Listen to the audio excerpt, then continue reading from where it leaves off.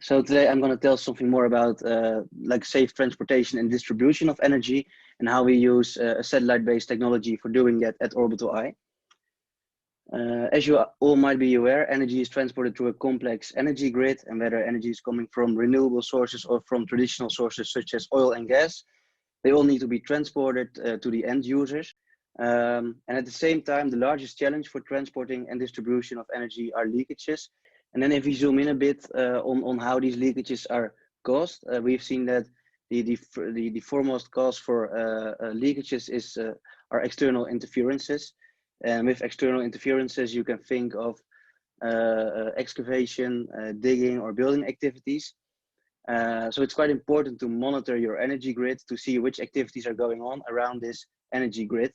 And companies are also aware of this, so they already inspect and monitor their pipelines.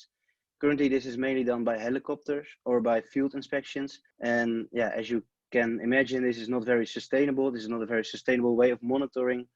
So that's why we at Orbital I have come up with a different monitoring method, which is based on radar satellites and optical satellites. But as you can imagine, the radar satellites picks up a lot of different signals in the energy grid corridor. You can see on the left image all these red dots. They're all changes in the energy grid corridor, but not all of them are really threats. So that's where we use artificial intelligence and also classical filters to filter out these irrelevant changes.